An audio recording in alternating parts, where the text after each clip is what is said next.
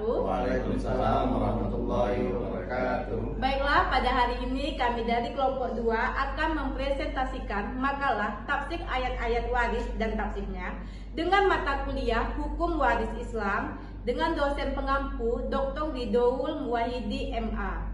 Baiklah, sebelumnya kami akan memperkenalkan diri terlebih dahulu. Saya Indah Permatasari. Dan saya Baharudin. Dan saya Mas Lianto. Dan saya Sukardianto.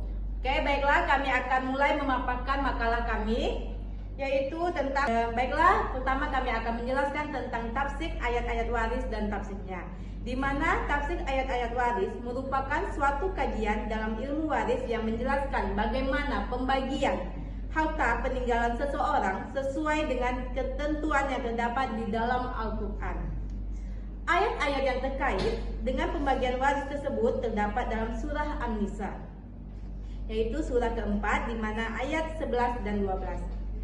Tafsir ayat-ayat waris mempelajari secara mendalam bagaimana harta peninggalan seseorang muslim harus dibagi antara ahli warisnya seperti anak-anak, suami, istri, orang tua, dan saudara lainnya. A. Asbab nuzul ayat-ayat waris. Ayat-ayat waris dalam surah An-Nisa ayat 11-12 memiliki latar belakang historis yang sangat relevan dengan keadaan pada masa turunnya. Asbab al-nuzul atau sebab-sebab turunnya ayat-ayat ini memberikan wawasan yang mendalam tentang konteks budaya dan keadaan masyarakat pada saat itu yang memicu turunnya wahyu tersebut. Tafsir ayat-ayat waris itu ada dua, yaitu pertama tafsir al-misbah dan yang kedua tafsir al-jalal. Penjelasan tafsir al-misbah. Tafsir al-misbah adalah sebuah tafsir Al-Quran lengkap 30 juz pertama dalam kurun waktu 30 tahun terakhir. Tafsir al-misbah karya Profesor Dr. Muhammad Quraish Shihab adalah salah satu tafsir Al-Quran yang sangat terkenal dan dihormati dalam lingkup bahasa Indonesia. Profesor Dr. Muhammad Quraish Shihab berhasil membawa pemahaman tentang ayat-ayat waris dalam Al-Quran ke dalam bahasa yang mudah dipahami oleh pembaca Indonesia.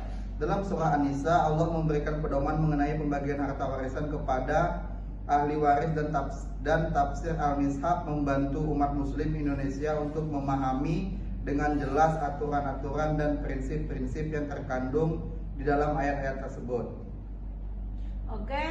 Oke, selanjutnya akan dijelaskan oleh rekan kami Bapak Mas Lianto. Kepada Bapak Mas Lianto. Bismillahirrahmanirrahim. Tafsir al-Jalalain ini adalah salah satu tafsir terkenal dalam studi Islam yang ditulis oleh dua ulama, Jalal ad-Din al-Mahali dan Jalal ad-Din as-Suyuti. Ayat-ayat waris dalam Al-Quran yang membahas tentang pembagian warisan terutama terletak di dalam surah An-Nisa, surah keempat. Berikut adalah penjelasan singkat mengenai beberapa ayat waris dari Al-Tafsir Al-Jailani.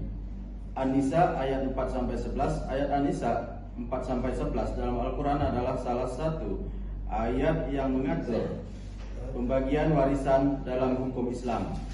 Ayat ini memberikan panduan yang sangat rinci tentang cara pembagian harta warisan harus dilakukan dengan tujuan untuk memastikan keadilan dalam distribusi harta setelah kematian seseorang.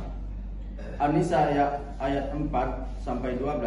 Ayat An-Nisa 4-12 dalam Al-Quran adalah sebuah ayat yang membahas mengenai pembagian warisan dalam konteks pernikahan dan keluarga. Ayat ini memberikan pedoman yang sangat rinci tentang bagaimana warisan harus dibagi antara suami, istri, anak, dan saudara-saudara kandung dalam berbagai situasi. Ayat An-Nisa 4-176 dalam Al-Quran memberikan ketentuan lebih lanjut tentang pembagian harta warisan dalam situasi keluarga yang kompleks, terutama dalam kasus ketidakadilan anak laki-laki. Ayat ini menggarisbawahi pentingnya keadilan dalam keluarga yang kompleks, terutama dalam kasus ketidakadilan anak laki-laki, ayat ini menggarisbawahi pentingnya keadilan dalam membagi harta warisan, antara lain waris, dan juga memberikan panduan tentang bagaimana melaksanakan pembagian warisan yang adil dalam konteks yang sulit.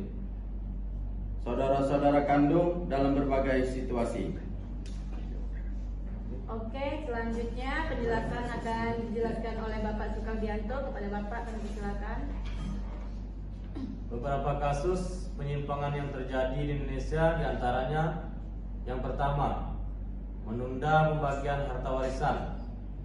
Yang kedua, usaha untuk membagi rata pembagian waris antara anak laki-laki dengan anak perempuan.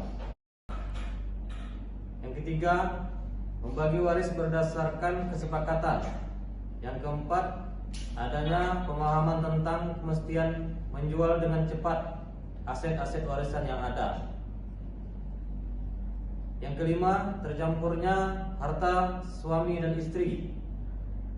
Yang keenam, kekeliruan dalam membedakan hibah, wasiat, dan warisan.